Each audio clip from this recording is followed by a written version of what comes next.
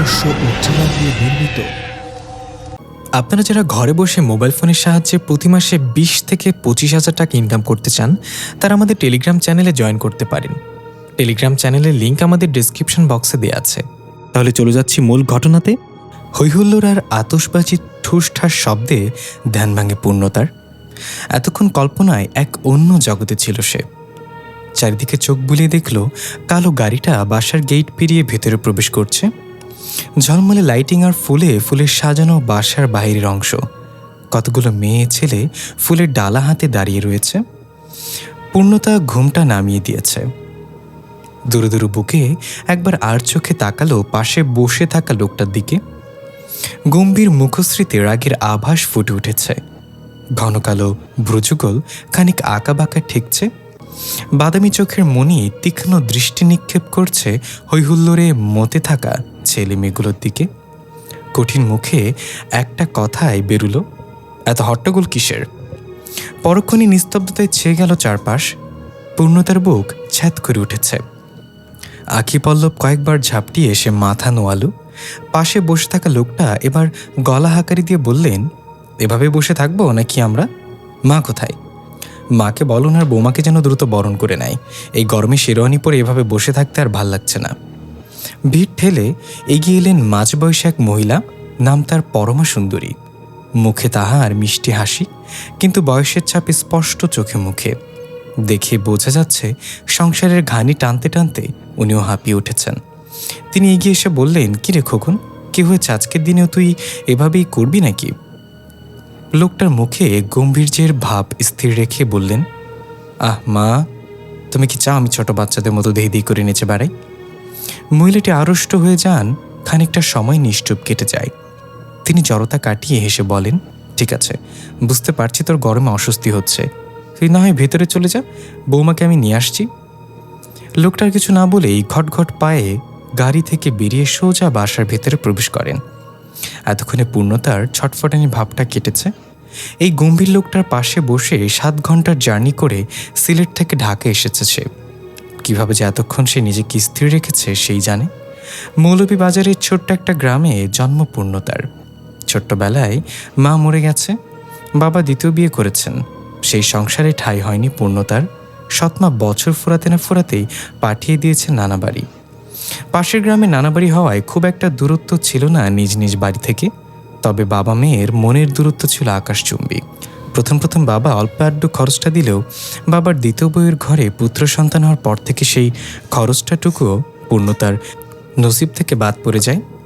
মামার সংসারে বাবা থেকে ওই মেয়েটি অবহেলা আর অনাদরে বেড়ে উঠছিল। কে জানতো সে রাজকপাল নিয়ে জন্মেছে? নয়তো অজপাড়া গায়ের একটা মেয়েকে কেউ এত বিশাল প্রাসাদের মালিকের বউ করে নিয়ে আসে। অবলা অসহায় পূর্ণতার দিন অতিবাহিত হচ্ছিল লাঞ্ছনায় আর গুঞ্জনায়। মামির অত্যাচার দিন কি দিন বাড়ছিল তো বাড়ছিলই। মামার সংসারে ঝিয়ের কাজ ছিল তার। বাড়িঘর পরিষ্কার, ঘরদোর ঝাড়া মোছা, তরিতরকারি কোটা, রান্নাবান্না, বাসন মাজা একা হাতেই সামলাতো সে। তার উপর মামার ছেলেটা লালসার চোখে তাকাতো তার দিকে। নিকৃষ্টতার সীমা লঙ্ঘন করে একদিন তো তার বুকের উপর থেকে ওড়না টেনে নেয়। সেদিন রূপবানবাবুর কল্যাণে খুব জোর বেঁচেছিল পূর্ণতা, নয়তো একা ঘরে পেয়ে বসেছিল তাকে সেই লুচ্চা বদমাইশটা। মামির জ্বালায় অতিষ্ঠ হয়ে একদিন রূপবানবাবুর দেশে পালিয়ে যাওয়ার ফন্দি করেছিল সে। কিন্তু কে জানতো হিতে বিপরীত হবে। পূর্ণতার মনে পড়ে যায় 15 দিন আগের কথা। রূপবানবাবুর জন্য বাস স্ট্যান্ডে অপেক্ষায় দাঁড়িয়েছিল পূর্ণতা। সেদিনই প্রথম দেখা গম্ভীরমুখী শামীমের সাথে। পূর্ণতা যখন ভীত সন্ত্রস্ত নয়নে রূপবানবাবুর অপেক্ষায় চারিদিকে তাকাচ্ছিল, তখন সেখানে উপস্থিত হয় শামীম নামের লোকটা। লোকটা মায়া ভরা চোখে তাকিয়ে থাকে কয়েক মুহূর্ত, কিন্তু পরক্ষণেই মুখে গাম্ভীর্যের ভাব ফুটিয়ে বলে ওঠে, এই মেয়ে, এত রাতে এখানে একা দাঁড়িয়ে কি করছো? পূর্ণতার ভয় ঢুকে গেলেও তার মুখ দিয়ে টু শব্দ বের করল না। লোকটা আবারও জিজ্ঞাসা করে, এই মেয়ে, কথা বলছো না কেন? বোবা নাকি? এবারও পূর্ণতা চুপ। লোকটা রেগে ধমক দিয়ে বলে, কি হয়েছে, কথা বলছো না কেন? পূর্ণতার মুখ দিয়ে রা বেরোল না। সে মুখে কুলু পেটে বসে আছে। এবার লোকটা ঘটা ঘটা পায়ে সেখান থেকে প্রস্থান করে। পূর্ণতা হাঁপ ছেড়ে বাঁচে। সে এখনও রূপবানবাবুর অপেক্ষায় চাতক পাখির ন্যায় তাকিয়ে আছে। রাত তখন প্রায় 12:30। বাস স্ট্যান্ডের পাশে একটা ঝুপড়ি ঘর, সেখানে নেশাগ্রস্ত অবস্থায় ঢোলাঢেলি করছে কয়েকটি জোয়ান ছেলে পেলে। পূর্ণতা তাদেরকে ভালো করেই চেনে। ওই তো রফিক মেম্বারের ছেলে আশিক, সাথে ওর সাঙ্গপাঙ্গ দেলোয়ার, জুবেল, অনিক আর শিমুল। পূর্ণতা এদের ব্যাপারে অনেক খারাপ খারাপ কথা শুনেছে। এদিকে বাস ছেড়ে চলে গেছে সেই কখন, কিন্তু রূপবানবাবু দেখা নাই। পূর্ণতা এখন কি করবে? বাড়ি ফিরে গেলে মামি অনেক মারবে নিশ্চিত, কিন্তু এভাবে বাইরেও বেশিক্ষণ থাকা নিরাপদ হবে না। তার ভাবনার মধ্যেই ডুলুডুলু পায়ে এদিকে এগিয়ে আসছে আশিক আর তার সাঙ্গপাঙ্গ। পূর্ণতা ভয়ে জড়সড় হয়ে দাঁড়িয়ে আছে। আশিক এসে পূর্ণতার উদ্দেশ্যে বলে উঠল, কি গো সুন্দরী, একা একা এখানে দাঁড়িয়ে কার অপেক্ষা করছো? তোমার নাগর আসেনি বুঝি? আশিকের মুখ থেকে মদের বিশ্রী গন্ধ ভেসে আসছে। পূর্ণতার ভয়ে কয়েক কদম পিছিয়ে যায়। আবারও ঢুলুঢুলু পায়ে এগিয়ে আসে আশিক এবং বলে, সুন্দরী চলো, আমাদের সাথে অনেক মজা দিব তোমায়। তোমার নাগরের থেকেও বেশি বলেই বিশ্রী হাসি ফুটিয়ে তোলে মুখে। আশিকের পিছু পিছু দেলোয়ার, জুবেল, অনিক আর শিমুল এসে সেখানে দাঁড়ায়। জুবেল হিসিয়ে বলে, মামা এ তো খাসা মাল, চলো সুন্দরী আমাদের সাথে, আজ তোমাকে অনেক মজা দেব। জুবেলের কথার সাথে অনেক শিমুলও তাল মেলায়। পূর্ণতা আরেকটু পিছিয়ে যায়। সে ভীত সন্ত্রস্ত গলায় বলে, আমাকে যেতে দিন, আমি ওই ধরনের মেয়ে নই। আমি আমার বুবুর জন্য অপেক্ষা করছি, আপনারা চলে যান এখান থেকে। অনেক শ্লেষাজনিত কণ্ঠে বলে, আইসে আমার ভালো মানুষ। ওই মাইয়া, তুই আইবি নাকি আমরা জোর খাটামো? তুই কোন ধরনের মাইয়া এটা তো তোরে এই সময় এনে দাঁড়াইয়াই থাকতে দেখে বুঝে লইছি। শিমুল বলে, তুমি তো রাতের রানী, আসো, অনেক মজা দেব আমরা। হ্যাঁ। পূর্ণতা হাতের পুটলিটা বুকে চেপে আরও জড়সড় হয়ে যায়। আশিকরা ঢুলুঢুলু পায়ে এগিয়ে আসছে পূর্ণতার দিকে। পূর্ণতা কাঁপা কাঁপা পায়ে পেছনে যাচ্ছে। সে যত পেঁচাচ্ছে আশিকরা ততই ঘিরে ধরছে তাকে। একসময় যখন রাস্তার বিপরীত মুখী দেয়ালে পিঠ থেকে গেল, পূর্ণতা কুকিয়ে উঠল ভয়ে। হাড়হিম করা এক স্রোত বয়ে গেল তার ঠিক মেরুদণ্ড বেয়ে। শিমুল ঢুলুঢুলু পায়ে এগিয়ে আসে। পূর্ণতার শাড়ির আঁচল খিচে টান দিতেই ফর্সা ধপধপে অঙ্গ চাঁদের আলোয় দৃশ্যমান হলো। পূর্ণতা দুহাতে নিজের সন্ত্রম ঢেকে চিৎকার করে যাচ্ছে। শিমুল আঁচল খিচে দাঁড়িয়ে আছে, তার মুখে বিশ্রী হাসি। ধীরে ধীরে পূর্ণতার চিৎকার ক্ষীণ হতে লাগলো। উল্টো দিকে আশিকদের গগনবিদারী চিৎকার শোনা যাচ্ছে। অস্পষ্ট ঠোঁটে পূর্ণতার কণ্ঠে শোনা গেল, রূপবানবাবু তুমি আইসো? ভাবনায় ছেদ পড়ল শাওরি মায়ের ডাকে। পূর্ণতা গাড়ি থেকে নেমে কদম বসি করে নিল। পরমা সুন্দরী পূর্ণতাকে আলতো করে হাতে জড়িয়ে নিলেন। তারপর কপালে সোনা পাপড়ির ন্যায় আলতো ঠোঁট ছোঁয়ালেন। শাওরি মায়ের এহেন আদরে পুলকিত হলো পূর্ণতার মন। ভয় কেটে গিয়ে বুকে হানা দিল এক ঝাঁক খুশির আমেজ। পরমা সুন্দরী বধূ বরণের নিয়ম নীতি শেষ করে ঘরে নিয়ে গেলেন পূর্ণতাকে। এ যেন ঘর না এক রাজপ্রাসাদ। দুয়ার ঠেলে ভেতরে প্রবেশ করতেই জলমলে চোখ ধাঁধানো মনমতা সৌন্দর্যে চোখ ঝলসে যাবার জোগাড়। পূর্ণতা আঁকি পল্লব ঘন ঘন ফেলছে। এত বড় আলিশান বাসা, কিন্তু গুটি কয়েক মানুষ ছাড়া আর কাউকেই বেশি চোখে পড়ল না তার।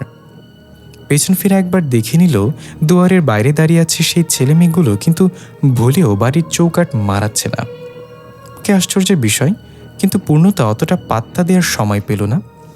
পরমা সুন্দরী হাঁক পারলেন, কই গো হাকিমের মা, তাড়াতাড়ি আসো, আমার বৌমারে দুগ্ধ স্নান করানো লাগবে তো। পূর্ণতা কিঞ্চিত ভ্রু জোগাল। দুগ্ধ স্নান, এটা আবার কি? পূর্ণতাকে দুগ্ধস্থান করানোর জন্য নিয়ে যাওয়া হলো সুবিস্তীর্ণ এক হাম্মামে। এত বড় গোসল ঘর হয়তো পূর্ণতার 14 ফুরের কেউ দেখেনি। হাম্মামখানে একটা বড় বাথটাব, সেখানে নিয়ে যাওয়া হলো পূর্ণতাকে। এটি বিবরণ দেই। বাথটাব অথবা জাকুজি যাই বলেন, সেটা পুরোপুরি আওয়া দুধে পরিপূর্ণ। তার উপর গোলাপের পাপড়ি ছড়ানো। চারপাশে ছোট্ট ছোট্ট কৃত্রিম পদ্ম ফুলের লাল নীল লাইট টিমটিম জ্বলছে। চারপাশে 4 জন মধ্যবয়সী মহিলা দাঁড়িয়ে আছে। একজনের হাতে ধনুচি টাইপের কিছু, যা থেকে সুগন্ধি ছড়াচ্ছে, আর অপরজনের হাতে জাফরানের তৈরি সাবান। আরেকজন হাতে মোটা পরিষ্কার টাওয়াল নিয়ে দাঁড়িয়ে, অন্যজনের হাতে লুফাফা নিয়ে। পূর্ণতা মুগ্ধতা ছড়ানোর চোখে চারপাশ অবলোকন করছিল। পরমা সুন্দরী মিহি কণ্ঠে বলেন, বোমা পরিধেয় কাপড় খুলে দুগ্ধস্থান উপভোগ করো। পূর্ণতা ফ্যালফ্যাল চোখে তাকিয়ে আছে, তার বোধগম্য হলো না কিছুই। পরমা সুন্দরী হেসে বলেন, রাজবংশের কৃতি সন্তান আমার স্বামী আফজাল শেখ তার ওই ঐরসজাত সন্তান আমার পুত্র শামীম, আর তুমি তার সহমর্মী সহধর্মিনী রাজ দুলারি। তোমাকে বরণ করে নেয়া ক্ষুদ্র প্রচেষ্টা মাত্র। পূর্ণতা পুলকিত হলো। সে যে এত বড় কপাল নিয়ে জন্মেছে তারই বিশ্বাস হচ্ছে না। পূর্ণতার কথা বাড়ানোর সুযোগ পায় না। পরমা সুন্দরী চোখ দিয়ে ইশারা করতে দুজন মহিলা এসে পূর্ণতাকে দুধের টাবে নামিয়ে নেয়। তারপর একজন জাফরান সাবান দিয়ে ডলে ডলে পূর্ণতার শরীরে সাবান মাখছে। পূর্ণতা পরম আবেশে চোখ মুছে দেয়। আবারও পাড়ি দেয় কল্পনা রাজ্যে। সেদিন রাতে রক্তে ভেজা শাড়ি নিয়ে রাস্তা দিয়ে অজান উদ্দেশ্যে পা বাড়ায় পূর্ণতা। স্টেশনে নেমে দাঁড়িয়ে রয় কতক্ষণ। রূপবানবাবুর ওপর অভিমান জন্মে এমনটা সে করতে পারল। এখন আমি কোথায় যাব, কার কাছে যাব? তার উপর সারা শরীরে রক্তের ছোপ ছোপ দাগ। চোখ যায় দূরের একটা চাপ টিউবওয়েলের দিকে। পূর্ণতা পা বাড়ায় সেদিকে। স্টেশন নির্জন বললে ভুল হবে। শেষ স্টেশনের গুটি কয়েক যাত্রী অপেক্ষমান দাঁড়িয়ে। পথচারীদের চলাচলের রাস্তায় থোকায় থোকায় কাঁথা মুড়ি দিয়ে ঘুমিয়ে পড়েছে দিনের আলোয় দাপিয়ে বেড়ানো কতগুলো পা। তাদের ঘুমন্ত মুখশ্রী দেখে বড্ড মায়া লাগে পূর্ণতার। তাদের মতো সেও অসহায়, সেও এতিম। তাদের তো না হয় মাথা গোজার ঠাঁই আছে, তার তো তাও নেই। ভাবতে ভাবতে এসে দাঁড়িয়েছে চাপ টিউবওয়েলের সামনে। দূর থেকে দেখা যাচ্ছে মানুষজন বসে আছে। কেউ কেউ বিড়ি ফুঁকছে, কেউ কেউ চা পান করছে, কেউ কেউ আধ ঘুমন্ত ঢোলাঢুলি করছে। পূর্ণতার মাথা ঘামায় না। সে টিউবওয়েলে পানি চেপে স্নান সেরে নেয়। গায়ে রক্ত ধুয়ে মুছে পুটলি থেকে একটা খাকি শাড়ি পরে নেয়। চুলের পানি চেপে চেপে পুরোটা নিংড়ে নিয়ে গামছা দিয়ে বেঁধে দেয়। এলোপায়ে গিয়ে এসে স্টেশনের দিকেই ততক্ষণে ট্রেন হুইসেল বাজিয়ে ছুটে যাচ্ছে। পূর্ণতা ও ছুটে চলেছে চলন্ত ট্রেনের সাথে। অনেকক্ষণ ধরে ছুটে চলেছে, কিন্তু ছোট কদরি হওয়ায় তার হাত পৌঁছায় না ট্রেনের দরজার হ্যান্ডেল অবধি। তখনই শাহরুখ খান স্টাইলে কেউ হাত বাড়িয়ে দেয় পূর্ণতার দিকে। কিছু না ভেবেই সেও হাত বাড়িয়ে দেয় আগন্তুকের দিকে। তিনি তাকে এক প্রকার খিচে ট্রেনের কোচে উঠিয়ে নেন। পূর্ণতা হাঁপিয়ে গেছে। হা হতাশ করে উপরে তাকাতেই সেই চেনা অচেনা আগন্তুককে দেখতে পেল। লোকটা স্বাভাবিক ভঙ্গিতে কোচে প্রবেশ করে তার সিটে বসে পড়ল। পূর্ণতা তাকে অনুসরণ করে কোচে ঢুকে, কিন্তু বসবার জায়গা পায় না। লোকটা বসে আছেন দুখানা সিট দখল করে। একবার ভদ্রতার খাতিরেও পূর্ণতাকে বসার কথা বলছেন না। মনে মনে পূর্ণতা রাগ হলো, খানিক অভিমানেও পেয়ে বসলো, কিন্তু কেন এই অভিমান তা তার বুঝে আসলো না। ঘণ্টাখানিক দাঁড়িয়ে থেকে পা ব্যথা হয়ে গেল তার। এবার মুখ খুলে সুমিও করে বলল, আপনি যদি অনুমতি দেন আমি কি বসতে পারি? যুবক খানিক বিরক্ত বোধ করলেন, কিন্তু প্রকাশ না করেই এক পাশে সরে তাকে বসার জায়গা দিলেন। পূর্ণতা ধপাস করে বসে পড়ল। একে তো দাঁড়িয়ে থাকতে থাকতে মাচা ব্যথা হয়ে গেছে, তার উপর সেই দুপুরে খেয়েছিল। এখনো অভুক্ত পেটে দানা পানি কিছুই পড়েনি। লোকটা মনে হয় উপলব্ধ করতে পেরে উঠে গেল। কিছুক্ষণের ব্যবধানে একজন লোক খাবারের পার্সেল হাতে করে নিয়ে এলো। প্রথমে পূর্ণতা নিতে চায়নি, পরক্ষণেই পেটের ভিতরে ইঁদুর ডাঙ্কা বাজাতেই খেতে বাধ্য হলো। লোকটার হাত থেকে পার্সেল নিয়ে খুলে দেখল বিরিয়ানি আর মুরগির এক পিস মাংস। পূর্ণতা আর কিছু ভাবার সময় পেল না। মুখে লোল চলে এলো। গপ গপ করে গিলে নিল মিনিট দুয়েকের মধ্যে সবগুলো খাবার। সাবারও করে নিল। তৃপ্তির ঢকুর তুলতে যুবককে মনে মনে ধন্যবাদ জ্ঞাপন করল। এরপর আর মনে নেই, চোখ হঠাৎ ঝাপসা হয়ে এলো। পূর্ণতা সিটে হেলে পড়ে গেল। যখন হুঁশ ফিরল তখন সে দেখল সে শুয়ে আছে একটা হাসপাতালের বেডে। কপালে মোটা ব্যান্ডেজ, হাতের কনুই মনে হয় ছুটে গেছে সেখানে মোটা করে ব্যান্ডেজ করা। উঠতে চেষ্টা করতে ব্যর্থ হলো। পায়ে খুব চোট, ব্যথা পেয়েছে। তাকে তড়িঘড়ি করতে দেখে কর্তব্যরত একজন সেবিকা এগিয়ে এলেন। আরে আরে আরে, করছেন কি আপনি? রেস্ট নিন, আপনার শরীরের কন্ডিশন ভালো না। কে আপনি? আমি এখানে এলাম কিভাবে? আমি হাসপাতালের একজন কর্মরত নার্স। আপনারা ঢাকাগামী যে ট্রেনে করে আসছিলেন সেই ট্রেনটা অ্যাক্সিডেন্ট করেছে, তাই অনেক মানুষ হতাহত হয়েছে, অনেকে নিহত হয়েছে। জরুরি বিভাগে এখনও অনেক লোকজন ভর্তি আছেন। আপনার ভাগ্য ভালো, তেমন বেশি চোট পাননি আপনি, কিন্তু আপনি যে কোচে ছিলেন সেই কোচে অধিকাংশ মানুষের অবস্থায় বিভৎস। অনেকে তো বডি পার্টসও খুঁজে পাওয়া যাচ্ছে না। পূর্ণতার হৃদয়ান্ত কেঁপে উঠল। অজানা ভয়ে গলা শুকিয়ে গেল। তার সাথে তো সেই আগন্তুকও ছিল যে তাকে সাহায্য করেছিল। তাহলে সেও কি মারা গেছে? না, আর ভাবতে পারছে না সে। ব্যথার মিছিলে পচে মরছে মগজের গোপন পোকা। পরমা সুন্দরী সুন্দর করে ডাকলেন, বৌমা। পূর্ণতার হুঁশ ফিরল। সে মিহিস্বরে বলল, জি মা, বলুন। পরমা সুন্দরীর কলিজায় শীতল হাওয়া বহমান। ঠান্ডা মস্তিষ্কে তিনি বলেন, বৌমা, আমাকে মা যেহেতু বলেছ, তাহলে তোমাকে একটা গোপন কথা বলতে চাই। পূর্ণতা বিস্মিত নয়নে তাকিয়ে রয়। খানিক বাদে জিজ্ঞাসা হয়ে বলে, জি মা, নিঃসংকোচে বলতে পারেন। বলবো। এবার তুমি উঠেও আসো, এই লাল জরির শাড়িটা পরেই তৈরি হয়ে নাও, খোকা তোমার অপেক্ষায়। পূর্ণতা উঠে আসে বাথটাব থেকে। তার গতর মুছে দেয় দুই মহিলা। পাশে একটা বড় দোলনায় তাকে বসিয়ে বাথরোব পরিয়ে চুল শুকানোর ব্যবস্থা করা হয়। ধনুচি হাতের মহিলাটি সুগন্ধি মেখে দেয় চুলে। অপর মহিলা গণশাড়ি গণনায় মুড়িয়ে দিতে থাকে পূর্ণতাকে। পূর্ণতার নিজেকে পরিপূর্ণ মনে হয় আজ। এমন সৌভাগ্য যে এই অভাগীর কপালে লেখা ছিল, কি বা জানত। পূর্ণতা আবারও ডুব দেয় অতীতে। হাসপাতালে যখন পাগলাপাড়া অবস্থা, সে তখনই সেখানে অক্ষত অবস্থায় উপস্থিত হন সেই আগন্তুক। পূর্ণতার জানে পানি ফিরে আসে। এক ধ্যানে তাকিয়ে থাকে। কিন্তু আশ্চর্যের বিষয় হলো, লোকটার গায়ে পরা ডাক্তারি পোশাক। তিনি এসেই পূর্ণতার চেক আপ করতে লাগলেন। সেবিকার সাথে দু একটা কথা বললেও ভুলেও পূর্ণতার সাথে কথা বললেন না। এমন ভান করলেন যেন পূর্ণতাকে তিনি চেনেনি না। পূর্ণতার মন দুঃখবানে জর্জরিত হলো। চোখ বেয়ে অগ্নিঝরা বৃষ্টি নামল। চোখের সামনে দৃশ্যমান হলো রূপবান বুবু। তিনি পূর্ণতার কানে কানে বলে গেলেন কিছু। পূর্ণতার নাকের পাঠা ফুলে উঠল। ডাক্তারবাবু সে কবেই চলে গেছেন, রয়ে গেছে কর্তব্যরত সেই সেবিকা। পূর্ণতার মন ও মস্তিষ্ক তখন ভাসতে লাগলো ডাক্তারবাবুর সাথে সেবিকার হাস্যোজ্জ্বল মুখ। কি যেন হয়ে গেল তার। পাশের টেবিল থেকে ধারকাচিটা উঠিয়ে এলোপাতারি কুপিয়ে মারাত্মক জখম করতে লাগলো সেবিকাকে। এক পর্যায়ে সেবিকার প্রাণ পাখি উড়ে গেল। পূর্ণতার হুঁশ ফিরল। এ কি করেছে সে? ততক্ষণে সেখানে উপস্থিত হয়েছেন স্বয়ং ডাক্তারবাবু। পূর্ণতার এহেন রূপ দেখে তিনি নিজেও তাজ্জব বনে গেলেন। কি করবেন না করবেন ভাবতে ভাবতেই সেখানে ডিউটিরত আরেকজন নার্সের আগমন হয়। এবার আর পূর্ণতার হাত কাঁপে না। সিজার উঠিয়ে একের পর এক জখম করতে থাকে সেবিকার বুক থেকে গলা বরাবর। বেশি কষ্ট করা লাগে না, তার আগে সে দুনিয়ার মায়া ত্যাগ করে ফেলে। এতক্ষণ ডাক্তারবাবু থ হয়ে দাঁড়িয়েছিলেন। তিনি কিছু বুঝে ওঠার আগেই পূর্ণতা রক্তে ভেজা শরীর নিয়ে কেবিন থেকে ছুটে পালায়। কিন্তু বেশি দূর যেতে পারে না, ধরা খায় হাসপাতালের সিকিউরিটি গার্ডের হাতে। শ্বাস সিঙ্গার শেষে পূর্ণতার কানে কানে এমন কিছু বলে যায় পরম সুন্দরী। পূর্ণতার চোখ জোড়া বড় বড় হয়ে যায়। কান খাড়া করে পুরোটা শুনে সে ঢোক গিলে। পূর্ণতা জিজ্ঞাসু চোখে তাকালে পরমা সুন্দরী ইশারায় না সূচক মাথা নাড়ান। তারপর ঘটঘট পায়ে আওয়াজ তুলে সেই স্থান অবিলম্বে ত্যাগ করেন। পূর্ণতা ভীত সন্ত্রস্ত নিরীহ চাহনিতে তার গমন পথে চেয়ে রয়। মহিলাদ্বয় তাকে পরিপাটি করে হাম্মাম তথা গোসলখানা থেকে সোজা শামীমের কক্ষের দিকে নিয়ে যেতে থাকেন। পূর্ণতার চোখ ঘুরে ঘুরে চারপাশ অবলোকন করে যাচ্ছে। পুরো বাড়িতে পিনপতন নীরবতায় গ্রাস করে নিয়েছে। কেবল শোনা যাচ্ছে তার পা জগলে মোটা পায়েলের রুমুঝুমু ধ্বনি। সুবিশাল কক্ষে প্রবেশপথে এসেই মহিলা যুগল থেমে গেলেন। আর সামনে এগুনোর হুকুম নেই তোনাদের। পূর্ণতা চোখ ঘুরিয়ে দেখল পরমা সুন্দরীর কোনো অস্তিত্ব নেই। নেই সাথের আরও গুটি কয়েক চাকর বাকরেরও। এদিকে সন্ধ্যা ঘনিয়ে এসেছে। চারিদিকে বাতি জ্বলে উঠেছে। মহিলাদ্বয় চলে গেলেন বিনা বাক্য ব্যয়।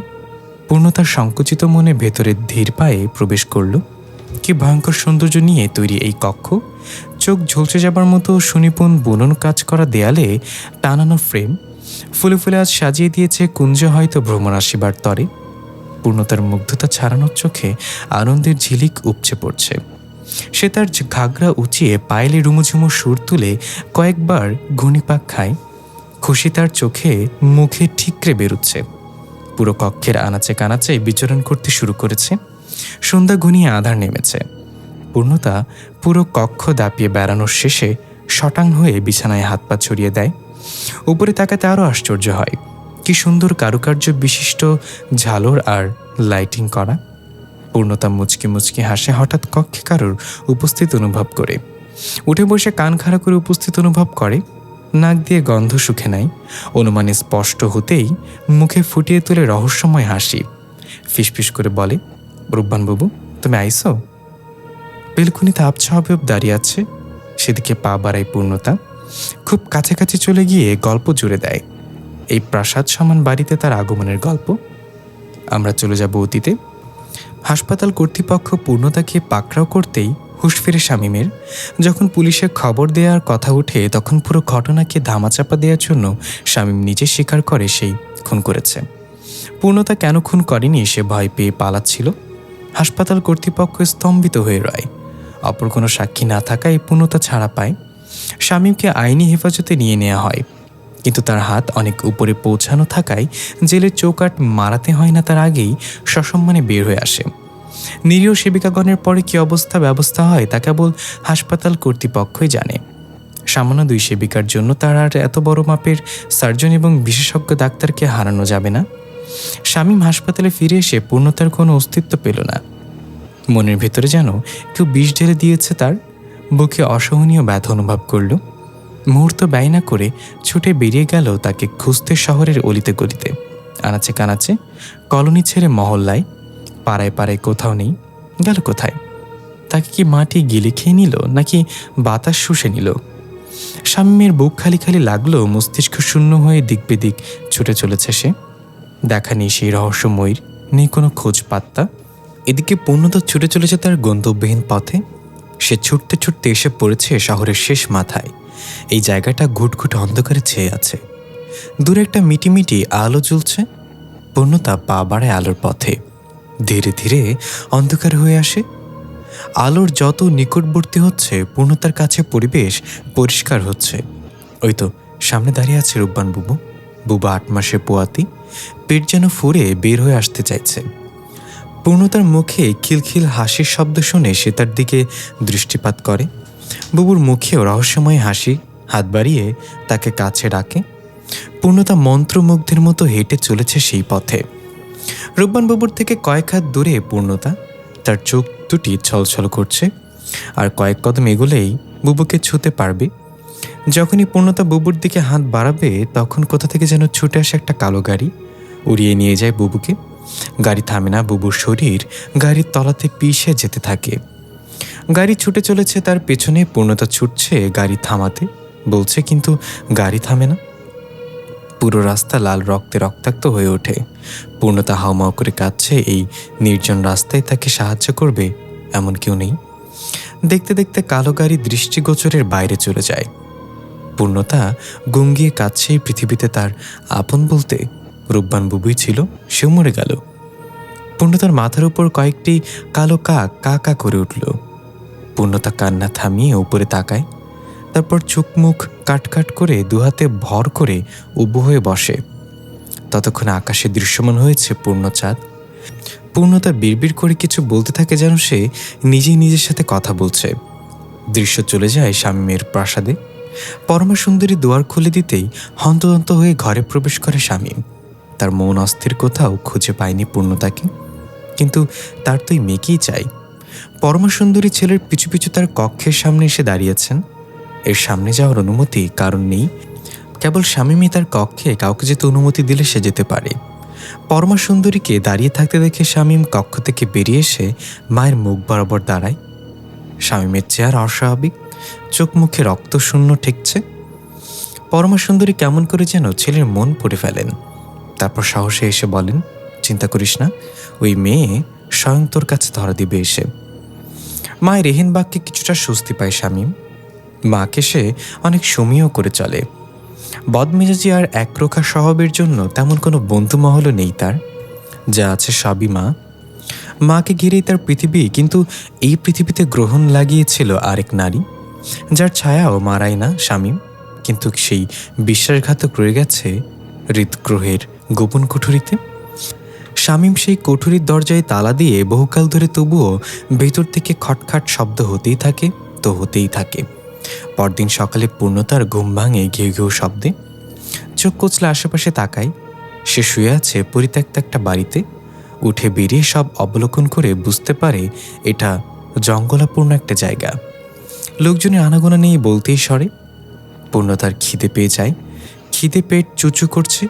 এখন কিছু খাওয়া উচিত, কিন্তু কি খাবে? মাথা না মুন্ডু? দ্বিধাদ্বন্দ্বে পড়ে যায় সে। অতঃপর স্থির হয় আজ কলিজা খাবে। টসটসে সুস্বাদু কচি কলিজা। যেই ভাবা সেই কাজ। সে বেরিয়ে পড়ে শিকারে টহল দিতে দিতে লোকালয়ের দিকে এগিয়ে চলে। ওই তো সামনে একটা মুরগির খামার দেখা যায়। পেয়েছি। বলেই মুখে হাসির ঝিলিক ফোটে। কিন্তু ওই যে কয়েকটি লোক পাহারা দিচ্ছে, কেউ কেউ মুরগিগুলোকে খাবার দিচ্ছে, কিন্তু খিদে তো বেড়ে গেছে, না খেয়ে আর সইতে পারছে না সে। পূর্ণতা চারপাশে চোখ ঘোরায়, তারপর মুখে আবারও রহস্যময় হাসি ফুটিয়ে টিপ টিপ পায়ে এগিয়ে চলে খামারের দিকে। অন্যদিকে পূর্ণতা গ্রাম ছেলে পালানোর পর হন্য হয়ে তাকে সবাই খুঁজছে। পূর্ণতা পালানোর দিন কে যেন 60 টুকরো করে ঘরের মাচাঙে টানিয়ে রেখেছে তার মামাতো ভাই রুহুলকে। তাকে গ্রামের চৌকিদার রাত আনুমানিক 12টার দিকে বাস স্ট্যান্ডে দেখেছিল, কিন্তু তারপর সে গায়েব। কিন্তু গায়েব হলো সেখানে পাওয়া গেছে গ্রামের চেয়ারম্যানের ছেলে এবং তার সাঙ্গপাঙ্গগুলোর খণ্ড বিখণ্ডিত লাশ। তাদের এমন নির্মম মৃত্যু যে দিয়েছে না জানি সে কতটা পাষাণ মনের অধিকারী, এমনটাই বলেছে গায়ের লোক। পূর্ণতার মা মামি বলছে এই খুন পূর্ণতা করেছে। অনেকে মানতে পারছে না, এক একটা মেয়ের পক্ষে এসব একা করা সম্ভব হবে না। কিন্তু না মেনে উপায় নেই, কারণ পূর্ণতা সেই দিন থেকে লাপাত্তা। স্টেশনে খোঁজ নিয়ে জানা গেছে পূর্ণতাকে শেষ ট্রেনে যেতে দেখা গেছে, কিন্তু সেই ট্রেন আকস্মিকভাবে দুর্ঘটনার শিকার হয়েছে। অনেকেই মারা গেছেন, পুলিশ তদন্ত করে অনেকের দ্বিখণ্ডিত লাশ পাওয়া গেলেও নদীর উপরে দুর্ঘটনা ঘটায় অনেকেই পানিতে ঝাঁপ দিয়েছে। হতে পারে পূর্ণতাও নদীতে ঝাঁপ দিয়েছে, বাঁচলে বাঁচতেও পারে, নাও পারে। গায়ে রুহুল হত্যাকাণ্ড এবং বাস স্ট্যান্ডের হত্যাকাণ্ডে উত্তাল গ্রামবাসী, কিন্তু পূর্ণতার কোনো হদিস বের করতে পারেনি পুলিশ। দৃশ্য এখন খামারের থেকে কয়েক মাইল দূরের একটি ঝুপড়ি ঘরে। পূর্ণতার সামনে ছেলে আছে 10 থেকে 15টা মুরগির তাজা কলিজা, তাই সে রান্না করছে। রান্না শেষে প্লেটে কলিজা সাজিয়ে তৃপ্তি করে খেতে থাকে। খাওয়ার এক পর্যায়ে একটা কলিজা হাত বাড়িয়ে এগিয়ে দেয় ঝুপড়ির মেঝেতে লেটকে থাকা মহিলার দিকে। সাথে করেও যখন মহিলা রেসপন্স করে না, তখন পূর্ণতা মুখ বাঁকা করে আবারও আরাম করে খেতে থাকে। আমরা দেখতে পাই মেঝেতে রক্তাক্ত অবস্থায় মরে পড়ে আছে এক মহিলা, তার মাথা শরীর থেকে আলাদা। তার পাশে বসে আরাম করে খাবার খাচ্ছে পূর্ণতা। আমরা চলে যাব আগের দৃশ্য, যেখানে পূর্ণতা খামারের দিকে এগিয়ে চলেছে। পূর্ণতা খামারে এর উপস্থিতি হতেই ছোকরাগুলো একে অপরের দিকে তাকায়। এই মেয়েকে তারা এর আগে কখনো দেখেনি। তার উপর নির্জনেই খামারে আর কোনো মানুষের দেখা নেই। আছে গুটি কয়েক ছোকরা, তাদের মাথায় শয়তানি চেপে বসে। তাদের মধ্যে একজন কাশেম, সে বলে, এই মাইয়া এখানে কি চাই? কলিজা খাবাও? কি কি কইলি? কলিজা খেতে চাই দে বলি হাত বাড়াই পূর্ণতা। কাশেম এসে বলে, আর কিছু খাবি? শুধু কলিজায় মন ভরবে তোর? তোর অন্য কিছু খাও মায়। ছোকরাগুলো একে অপরকে ইশারা করে এগিয়ে আসে পূর্ণতার দিকে। পূর্ণতা কানে তখন কেউ কিছু ফিসফিস করে বলে যায়। তার মুখেও ফুটে ওঠে রহস্যময় হাসি। পূর্ণতা নিজে থেকে এগিয়ে যায়, তারপর সেখানে ঘটে যায় এক প্রলয়ঙ্কারী লঙ্কা যুদ্ধ, যেখানে বাজিমাত হয় সেই গুটি কয়েক ছোকরা। জমিনে ছড়িয়ে ছিটিয়ে রয় তাদের খণ্ড বিখণ্ডিত লাশ। পূর্ণতার মুখে রক্ত মুছে নেয়, তারপর বেছে বেছে মোটা তাজা 10 থেকে 15টা মুরগি বেছে নিয়ে বেরিয়ে পড়ে খামার থেকে। যেতে যেতে এক পর্যায়ে দেখা হয় এক মহিলার সাথে। সে কলসি ভরে পানি নিয়ে যাচ্ছিল তার ঝুপড়ি ঘরে। পূর্ণতাকে দেখে অবাক হয়ে থমকে দাঁড়ায়। কিলো মাইয়া, এমন রক্তে মাখামাখি কইরা কইতো নাইতেছ, আর হাতে এত মুরগি কিল্লাই? পূর্ণতা হাসে। সে হাসিতে ভেজাল নেই। নিষ্পাপা হাসি দিয়ে বলে, বুঝান, তোমার ঘরে আমারে নিবা? আমার না মুরগির কলিজা খাইতে মন চাইতেছে। মহিলার মায়া হয়, মনে মনে খুশিও হয়। অভাবী সংসারের চোখে একটা মুরগি দেখে না, সেখানে এত বলেন। মহিলা রাজি হয়ে যায়, তারপর নিয়ে চলে যায় তার ঝুপড়ি ঘরে। ঘরে গিয়ে তার একটা শাড়িতে আর বলে, যাও নাইতে যাও, আমি মুরগি রান্তাছি তোমার লাগি। পূর্ণতা চলে যায় গোসল দিতে, কিন্তু কি ভেবে কিছু দূর যাওয়ার পর আবার ফিরে আসে। দেখে মহিলা মুরগিগুলান ঝাঁপিতে আটকিয়ে কানে বাটন ফোন দিয়ে তার স্বামীরা বলতেছে, ওগো জানো, আজ আমাকে কপাল খুলছে, তুমি তাড়াতাড়ি আইয়া পড়ো, এক বোকা মাইয়া পাইছি। তারপর যা যা ঘটেছে সব বলে। আর মুরগি একটা রানুম, বাকিগুলা বিছলা আমরা টাকা পামো, তুমি তাড়াতাড়ি আয়ো। পূর্ণতার এই অতি সামান্য জিনিসে মেজাজ বিগড়ে যায়। তারপর আর কি, যা হবার তাই হয়। মহিলাকে জবাই করে নিজে নিজেই মুরগি ছেলে কলিজা বের করে রান্না করে। নাইতে গিয়ে নাওয়া শেষ করে সে তৃপ্তি করে খায়। তখনই দরজায় কর্নারে কেউ। পূর্ণতা হাতের ধারে দাওটা শক্ত করে ধরে রাখে। খাওয়া শেষ করে উঠে গিয়ে দরজা খুলে দিতেই ভেতরে প্রবেশ করে মহিলার স্বামী। সে ভেতরের অবস্থা দেখে চিৎকার করার সুযোগ পায় না। এক কোপে তার মাথা আলাদা করে দেয় পূর্ণতা। তারপর হেসে খেলে বেরিয়ে পড়ে কলোনির বাইরের দিকে। রাত বাজে 1:30, দুয়ারে কেউ খটখট আওয়াজ করে। পূর্ণতা টনক নড়ে। এতক্ষণে শাওরি মায়ের বলা কথা মনে পড়তেই বুকে ভয় ধরে যায়। পূর্ণতার মনে পড়ে পরমাসুন্দরী বলেছিলেন, মা যেহেতু রেখেছিস তোকে এই প্রাসাদের একটা রাজ বলি, কাউকে বলিস না কিন্তু। পূর্ণতা মাথা নাড়িয়ে না বোঝায়। পরমাসুন্দরী ফিস ফিস করে কানের ধারে বলে চলেন, এই প্রাসাদ মানুষ খেকো, রাত হলে এটি জেগে ওঠে। এর সাথে বাইরের জগতের কোনো সংযোগ খুঁজিস না। প্রতি রাতে এই প্রাসাদ রক্তের গোসল দেয়। এই প্রাসাদের সবচেয়ে সুরক্ষিত কক্ষ হলো তোর স্বামী, মানে আমার ছেলের কক্ষ। এই কক্ষে স্বামীর অনুমতি ছাড়া কারোর ঢোকা নিষেধ। তুই তার বধূ, তাই তোকে প্রবেশের অনুমতি দিয়েছে বলেও ওই কক্ষ থেকে কখনো বের হবি না রাতে। কেউ মধ্যরাতে দুয়ারে কড়া নাড়লে দেখলে কখনো ভুলেও দুয়ার খুলিস না। পূর্ণতা আরও কিছু জানতে ইচ্ছুক, কিন্তু তার আগেই পরমাসুন্দরী স্থান ত্যাগ করেন। পূর্ণতার মনে ভয় জেঁকে বসে। সে ভূতে মেলা ভয় পায়। ভূত প্রেত তার জানের দুশ্মন। রূপবান বুবুর মুখে ছোটবেলা থেকে কত ভূতের গল্প শুনেছে তার ইয়ত্তা নেই। বুবু রাত হলেই চাটাই বিছিয়ে তাকে বুকে নিয়ে গল্প জুড়ত। গল্প শুনে শুনে তার বুকেই ঘুমে লুটিয়ে পড়ত। সেসব এখন ইতিহাস, কিন্তু আশ্চর্যের বিষয়ে বুবু আজও এসেছিল। প্রায় আসে, পূর্ণতার সাথে সাথেই থাকে, সব বিপদ থেকে উদ্ধারের উপায় বলে দেয়। আজ যখন বুবুকে বলেছে শাওরি মায়ের কথা, তখন বুবু বলেছে ওই মহিলাকে বিশ্বাস না করতে, নিজে থেকে এই রহস্যের গণ্ডি টপকাতে। পূর্ণতা জিজ্ঞাসা করেছিল, আমি কি পারবো বুবু? বুবু হেসে বলেছিল, এত বছর ধরে তুই না পারলে ঠিক আছিস কিভাবে? পূর্ণতা সাহস পেয়েছে, নিজের ওপর নিজেরই গর্ব হয়। নিজে থেকে পিঠ চাপড়ে বলে, সাব্বাস পূর্ণতা, একটা জিনিস বটে। পূর্ণতার ধ্যান ভাঙে আবারও দুয়ারে ধুমধাম শব্দে। এবার তার সাহস হাওয়া হয়ে যায়, কারণ কেউ দুয়ার ভেঙে ফেলার মতো আওয়াজ করছে। কান খাড়া করলে শুনতে পাই কেউ নখ দিয়ে আঁচড় কাটছে দরজায়। সাথে কেমন ঘর ঘর শব্দ শোনা যাচ্ছে। পূর্ণতার গলা শুকিয়ে যায়, ভুলে যায় রূপবান বুবুর দেয়া সাহস। ব্যালকনি ছেড়ে কক্ষে প্রবেশ করে।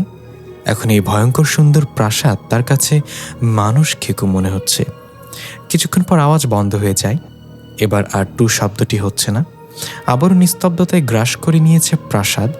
পূর্ণতা হাঁপ ছেড়ে বাঁচে, কান খাড়া করে, কিন্তু না, আর কিছুই শোনা যায় না। একবার ভাবে দুয়ার খুলে বাইরে গিয়ে দেখবে, পরক্ষণেই মত পাল্টায়। কি দরকার হুদাহুদি ঝামেলা বাড়ানোর?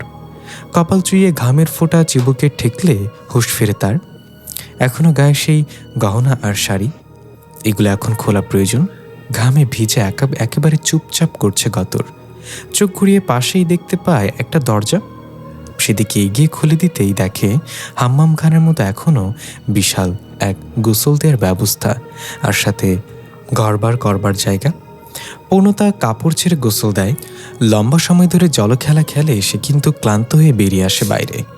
এবার খুব ঘুম পায়, কিন্তু আসার পর থেকে পেটে দানাটিও পড়েনি। সে কবে খেয়েছে মনে নেই। এবার খিদে পেটে জ্বলতে থাকে। নাকে কেমন সুঘ্রাণ ভেসে আসতেই পাশের একটা ছোট্ট টেবিলে চোখ যায়। এগিয়ে দেখে হরেকপদের খাবার, যার সে নামও জানে না। কিন্তু এই বদ্ধ কোঠায় সে ছাড়া তার কেউ নেই। তাহলে খাবার কি রেখে গেল? তখনই মনে পড়ে তার স্বামীর কথা। ঈশ্বরে কিভাবে বলে গেল? উনি কোথায় একবারও তার দেখা হলো না। আর এই খাবারই বা কে রেখে গেল? নাকি ভূত প্রেতের সত্যি সত্যি বাস এই প্রাসাদে? ভয় থিতু হয়ে রইল সে। পেটে ঘুরঘুর শব্দ না খেয়েও পারল না, তাই তো তৃপ্তি করে খাবার খেতে লাগলো। সেই দৃশ্য বেলকনির বাইরে বুকে হাত দিয়ে দেখছে স্বামী, মুখে মুচকে হাসি। এই পুচকে ভয়ঙ্করী নারীর প্রতি তার এত টান কেন বুঝে আসে না। তবে কি আবারও প্রেমবাণে বিদ্ধ হয়েছে অন্তর? আবারও কি কোনো ছলনাময়ী মোহে আটকে যাচ্ছে সে? শামীম ডুব দেয় অতীতে। রহমতপুরের জমিদার বাড়িতে ধুমধামে বিয়ের অনুষ্ঠান হচ্ছে। সানাই সুর আর বিয়ের গানে মুখরিত পুরো জমিদার বাড়ি। ফুলে ফুলে আর মরিচপাতি দিয়ে মহলের আগা মাথা মোড়ানো। মহলের ভেতরে বাইরে হৈহুল্লোড় করছে গ্রামের মানুষজন। জমজমাট এক আয়োজন করেছেন মশিউর তালুকদার। মহলের বাইরের প্যান্ডেলে বসে থাকা কথাটি বলছিল শুক্কুর মেম্বার। 2 কাপ সাবার করে তিনার কথায় তাল মিলালেন গফুর মিয়া। গফুর মিয়া জমিদার বাড়ি দেখভাল করেন, কারণ মশিউর তালুকদার পরিবার সমেত থাকেন শহরে। গ্রামের বিশাল জমিদার বাড়িটি খালি পড়ে থাকে। জমিদার বাড়ি 3 তলা বিশিষ্ট। নিচতলায় রান্নাঘর আর বসার জায়গা, খাবার ব্যবস্থার জন্য আছে সুবিশাল ডাইনিং রুম। দোতলায় 5 কামরা, সবগুলোতেই শোবার ব্যবস্থা করে সাথে অ্যাটাচ বাথরুম। মশিউর তালুকদার শৌখিন মানুষ। মহলের গঠন কাঠামো তার বাপদাদার আমলের হলেও আসবাব এবং সরঞ্জাম আধুনিক যুগের। মহলের সাজসজ্জা আধুনিকতার ছোঁয়া সবই মশিউর তালুকদারের কর্তৃত্ব। 3 তলায় 5টি কামরা, একটি বিশাল লাইব্রেরি, 3টি গেস্ট রুম আর 3 তলার শেষ মাথার কক্ষে থাকেন এই মহলের একমাত্র উত্তরাধিকারিণী। শানের সুরে কে উপেক্ষা করে 3 তলার শেষ মাথার কক্ষটি থেকে গিটারের সুর খালি গলায় গাওয়া গানটা টেপ রেকর্ডারে বেজে চলেছে। হতে পারে কোনো রাস্তায়, কোনো হুড়তোলা এক রিকশায়, আমি নীল ছাতা নিয়ে দাঁড়িয়ে, তুমি দেখলে না। রমণী আরাম কেদারায় শুয়ে গানটা উপভোগ করছিল। পরনে তার লাল বেনারসি, দুহাত ভর্তি রেশমি চুড়ি, খোপায় গোজা বেলি ফুলের গাজরা, ঠোঁটে মাখা লাল টকটক লিপস্টিক, কপালে গাঢ় লাল টিপ, খুব সাদামাটা সাজসজ্জা, চোখের নিচে লেপটে যাওয়া কাজল, পায়ে লাল আলতা, মাথায় বিয়ের ওড়না, সেখানে আরবিতে লেখা জিহাদের বউ। রেকর্ডারে তখনও ছেলের কণ্ঠে গানটা বেজে চলেছে। লোকে পাগল বলুক, মাতাল বলুক, আমি তোমার পিছু ছাড়ব না। রমণীর চোখ বেয়ে নদীর স্রোত বহমান। তখনই সেখানে উপস্থিত হন একজন মহিলা। তিনি নিঃশব্দে এসে রমণীর পাশে দাঁড়িয়ে ধীর স্থির কণ্ঠে শোধান, মুমতারিন মা। মুমতারিন চোখ খুলে তাকায়। তার দৃষ্টি শূন্য, অনুভূতি নিষ্প্রাণ।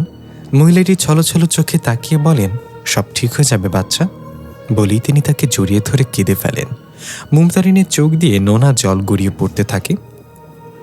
এদিকে বাইরে তোড়জোড় শুরু হয়ে গেছে। বর এসেছে, বর এসছে বলে মেয়েদের দল গেট ধরতে ছুটে যায়। ঘোড়ায় সফর হয়ে এসেছেন বিক্রমপুরের জমিদারের ছেলে জিহাদ। সে সম্পর্কে মুমতারিনের ফুফাতো ভাই। জিহাদকে বরণ করতে জড়ো হয়েছেন বুজুর্গ মহিলা আর মেয়ে ছেলে। জিহাদ ঘোড়া থেকে নেমে 3 তলার অপেক্ষমান কক্ষের বারান্দায় তাকায়। দূর থেকে ঝাপসা দেখা যাচ্ছে একটা নারী অবয়ব। জিহাদের তাকে চিনতে অসুবিধা হয় না। এই রমণী যে তার খুব পরিচিত, একেবারে অন্তরের সাথে মেশানো। তার পুরোটা অস্বস্তি জুড়ে যায় বিচারণ, তাকে চিনতে কি তার অসুবিধা হবে? জিহাদের ধ্যান ভাঙে। ছোট্ট শালিকা অমৃত ডাকে। অমৃত জিহাদের আপন বোন, কিন্তু তার জিহাদের থেকে মুমতারিনের সাথে বেশি ভাব। আর সেজন্য সে নিজের ভাইয়ের বিয়ে ছেড়ে মুমতারিনের বাড়িতে আগে ভাগে এসে পড়েছে। এই কারণে শালিকা বলছে অমৃকে। জিহাদ মুখে রুমাল চেপে মুচকি হাসছে, চোখ দিয়ে টিপ দেয় অমৃকে। অমৃ মুচকি এসে বলে, বলুন তো দুলা ভাই, নয়া জামাই গোসল করে, টুপি থাকে মাথার পরে, 100 কলস পানি দাও, তবু শুকনা তার গাও। জিহাদ হেসে বলে, এটা তো খুব সোজা শালিকা রানী। হ্যাঁ হ্যাঁ, তো বলুন দুলা ভাই কী হবে? এটা হলো কচু গাছ। এবার আমার পালা, আমি বলবো আপনার উত্তর দিবেন। সবাই হৈ হৈ করে বলে ওঠে। জিহাদ বলে, রামের বামেতে বসি নই আমি সীতা, উড়িষ্যা নগরে মোর আছে এক মিতা। এবার সবাই নিশ্চুপ, কারোর মুখে রা শব্দটি নেই। সবাই মুখে মুখে আওড়াচ্ছে, রামের বামেতে বসি নই আমি সীতা, উড়িষ্যা নগরে মোর আছে এক মিতা। কি হতে পারে? সম্মানিত শ্রোতা, আপনারা এই ধাঁধের উত্তর পারলে কমেন্টে অবশ্যই জানাতে ভুলবেন না। কিন্তু কেউ বলতে পারছে না, সবাই মাথা চুলকাচ্ছে আর ভাবছে। এবার জিহাদ বলে, টাইম আপ, এখন আমার পথ ছাড়ুন, আমার বউ আমার অপেক্ষা করছে। সবাই হৈ হুল্লোড় করে জামাইকে বরণ করে নিল। আকদের জন্য মুমতারিনকে নিচে নামিয়ে আনা হয়েছে।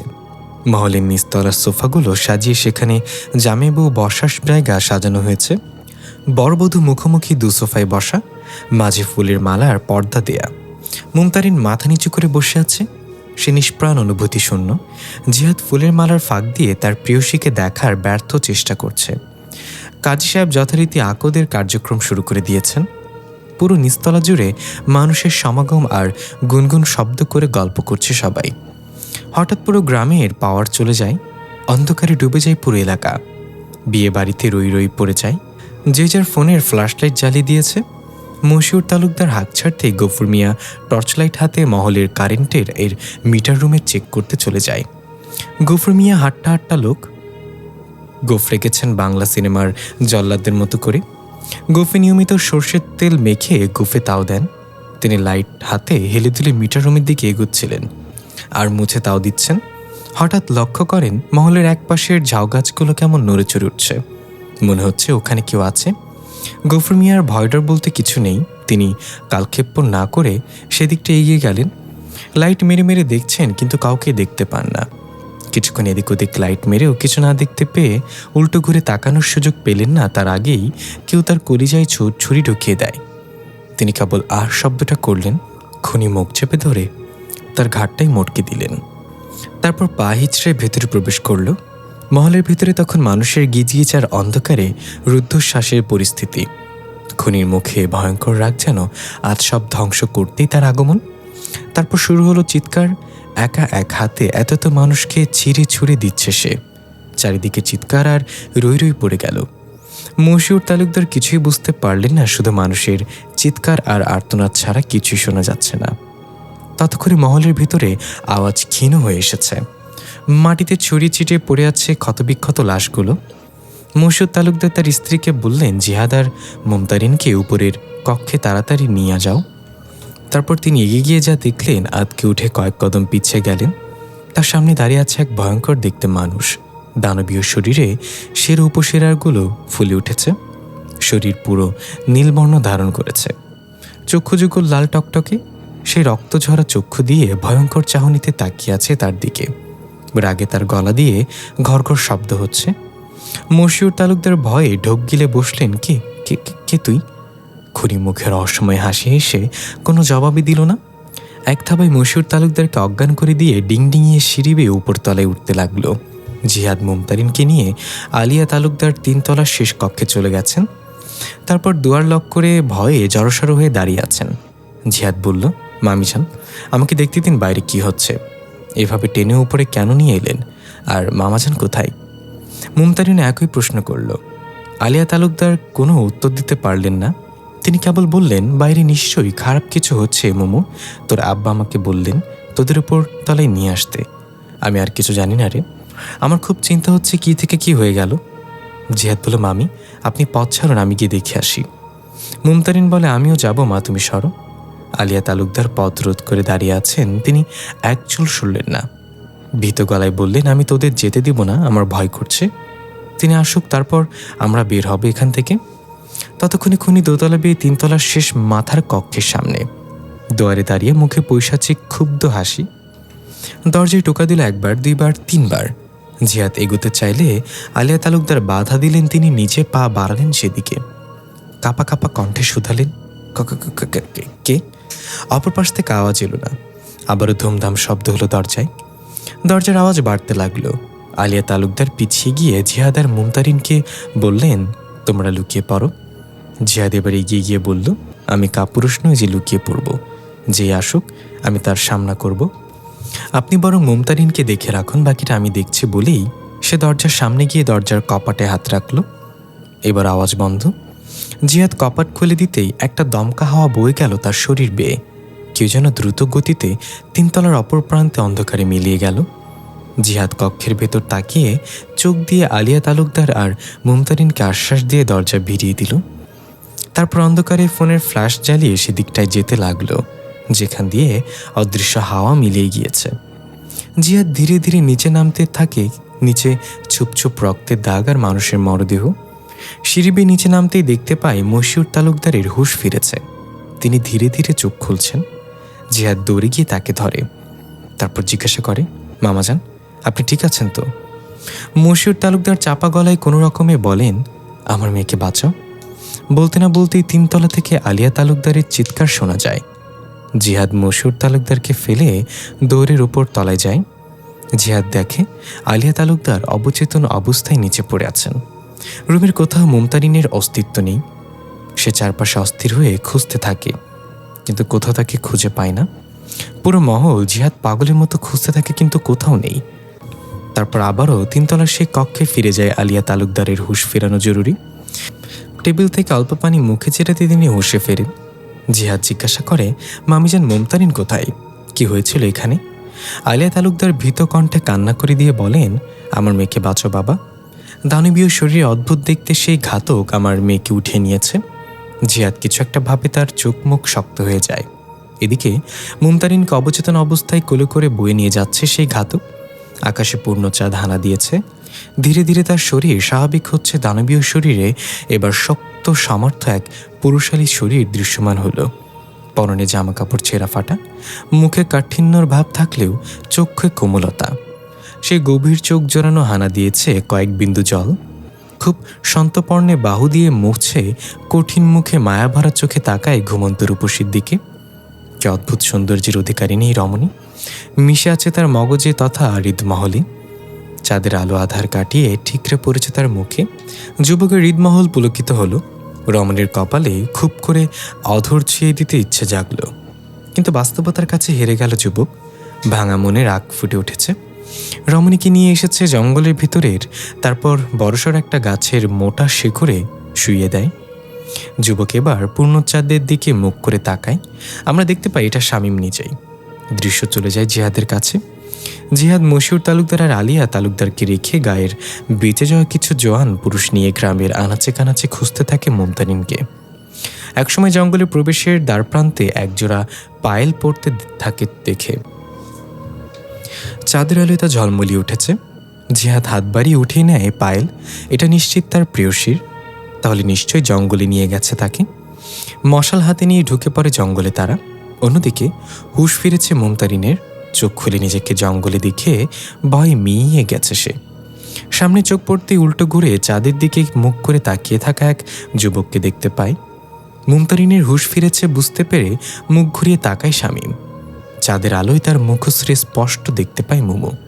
চোখ জোড়া ছলছল করে ওঠে। মুহূর্তেই অভিমান হানা দেয়, চোখ মুখ শক্ত করে বলে, কেন এসেছ? শামীম কোনো উত্তর খুঁজে পায় না। কেবল জিজ্ঞাসা করে, এত সহজে ভুলে গেলে আমায়? হ্যাঁ, গেছি। শামীম নিষ্পলক তাকিয়ে থাকে। মুমু নিজে থেকেই বলে, বিয়ে করে সুখের সংসার পেতেছ, বউ ফেলে এখানে আসার মানে কি? আরে অদ্ভুত জন্তুটা কে ছিল? তুমি এখানে আমাকে কিভাবে নিয়ে আসলে? শামীম সব প্রশ্নের উত্তরে শুধু এটুকুই বলে, তুমি ভুল বুঝেছ আমায়। এই চিনলে আমাকে? মুমু মুখ ঘুরিয়ে নেয়। আমি ঠিকই বুঝেছি, প্রমাণসহ দেখিয়েছিও। কি দেখেছ? তোমার বিয়ের ছবি। সব মিথ্যা। বিশ্বাস করো আমাকে। আর করব না কখনো। ততক্ষণে জঙ্গলের এই দিকটায় এগিয়ে এসেছে মশাল হাতে সবাই। শামীমের হঠাৎ রাগ মাথাচাড়া দিয়ে ওঠে। তার শরীর অস্বাভাবিক আকার ধারণ করে। মুমতারিন চিৎকার করে ওঠে এমন দৃশ্য দেখে। চিৎকারের আওয়াজ অনুসরণ করে এদিকে এগিয়ে আসে জিহাদ এবং তার সাথে সবাই। মশাল হাতে সবাই শামীমকে ঘিরে ধরে। সবার হাতে লাঠি। জিহাদ দৌড়ে গিয়ে মুমুকে আঁকড়ে ধরে। এদিকে শামীম তার হিংস্রতার থাবায় এক একে আহত করছে লোকগুলোকে। তার শক্তির সাথে কেউ পেরে উঠছে না। সবাইকে খতম করে সে হামলা করে জিহাদের উপর। জিহাদ আর শামীমের মধ্যে মারামারির এক পর্যায়ে জিহাদ গভীর আঘাত পায়। শামীম তখন নিজের হুঁশে নেই। সে আরও বেশি আক্রমণাত্মক হয়ে ওঠে। সে নিজের সর্বশক্তি দিয়ে জিহাদকে আঘাত করতে নিলে সামনে এসে পড়ে মুমতারিন। শামীম থেমে যায়। মুমতারিন চিৎকার করে, চলে যাও বলে যাও তুমি, প্লিজ চলে যাও, আমাদের বাঁচতে দাও, বন্ধ করো তোমার এই মৃত্যুর খেলা। শামীম স্বাভাবিক রূপে ধীরে ধীরে ফিরে আসতে থাকে। তার রাগ গলে গিয়ে বুকে জমা হয় অভিমান। জিহাদ মরা অবস্থায় জিজ্ঞাসা করে, কেন বন্ধু, কেন করেছিস এই সব? শামীমের চেহারায় রাগ পুনরায় ফুটে ওঠে। জিহাদের দিকে ক্ষুব্ধ চোখে চেয়ে গলার ঝংকার তুলে বলে, আমি এক অগ্নিশিখা, পুড়তে পুড়তে অঙ্গার বাইরে, কোমল প্রাণ ভেতরে আগুন বহমান, জিব্বার ডগায় লেগে থাকা আগুনে লেলিহান। তোমাকে পোড়াতে একদণ্ড নেব না সময়, তাই সাবধান। জিহাদ মুখ নামিয়ে নেয়। কথাগুলোর মানে তার বোধগম্য হলেও মুমতারিন অবাক চোখে জিহাদের দিকে তাকায়। মুমতারিন ক্ষণে শামীমের দিকে ফিরে, কিন্তু ততক্ষণে সে জঙ্গলের গহীনে মিলিয়ে গিয়েছে। শামীম জঙ্গলের শেষ মাথা দিয়ে বেরিয়ে বড় রাস্তাটা দিয়ে হেঁটে চলেছে খামখেয়ালি মনে। মুমতারিনের প্রতি জমা হয়েছে অভিমান। সে কেন তাকে বুঝল না? সামান্য কিছু ছবির এত শক্তি যে তাদের এত বছরের ভালোবাসার কাছে ভারী হলো। শামীম উপহাসী সুরে বলে, আসলেই চোখের দেখা আর বাস্তবতার মধ্যে পার্থক্য যারা বুঝতে পারে না তারা নির্বোধ। শামীম অতীত থেকে বেরিয়ে আসে, এসে বসে আছে ঘুমন্ত পুচকে মেয়েটির সামনে, যে কিছুক্ষণ আগেই গাপুস গুপুস করে চারটে খেয়ে দিয়ে নিশ্চিত একটা ঘুম দিচ্ছে। কে বলবে এই নিষ্পাপ মুখশ্রীর আড়ালে লুকিয়ে আছে এক সাইকো কিলার? শামীম সাহসেই হাসে আর ভাবে, পূর্ণতার তার বিয়েটা ছিল পুরো অকল্পনীয় একটা ঘটনা। পূর্ণতা যখন শহরের অলিগলিতে বেহুশে চলছিল আর নিজের অজান্তে খুন করছিল, তখন একদিন হঠাৎ খুঁজে পায় শামীম তাকে। বিধ্বস্ত দেখাচ্ছিল তাকে, পুরো শরীরে রক্তে মাখামাখি, যেন এই রক্তের গোসল দিয়ে এসে মেয়েটা। শামীম গাড়ি থেকে নেমে তাকে জোরপূর্বক নিয়ে যায় তার বাংলোতে। সেখানে নিয়ে তাকে বিয়ে করে। কেন করেছে সে জানে না, তবে তার মন বলেছে এই পুচকে মেয়েটার সাহায্য প্রয়োজন, যেমন করে তাকেও কেউ একদিন এই জঞ্জালময় পরিস্থিতিতে সাহায্য করেছিল। হয়তো এই কারণে, নতুবা অন্য কিছু যা তার অজানা। শামীমের ধ্যান ভাঙে দুয়ারে খটখট শব্দে। পুচকে বউয়ের থেকে মুখ উঠিয়ে সামনে পা বাড়ায়। দুয়ার খুলে দিতেই দেখতে পায় মা দাঁড়িয়ে আছেন। পরমা সুন্দরী হেসে বললেন, ঘুমিয়েছে? শামীম মাথা নাড়ল। হ্যাঁ মা, ঘুমিয়েছে। তার প্রচুর রেস্ট দেওয়ার দরকার মস্তিষ্কে। ঘুমাক বলেই ঘুমন্ত পুচকের দিকে তাকায়। পরমা সুন্দরী ছেলের মাথায় হাত বুলিয়ে বলেন, তোরও বিশ্রাম দরকার, এবার একটু বিশ্রাম নেই খোকন। না মা, আমরা একটা কাজ বাকি। পরমা সুন্দরী স্থান ত্যাগ করলে শামীম বেরিয়ে পড়ে গাড়ি নিয়ে। মাঝরাতে ঘুম ভেঙে যায় পূর্ণতার। কেমন হাঁসফাঁস লাগছে তার।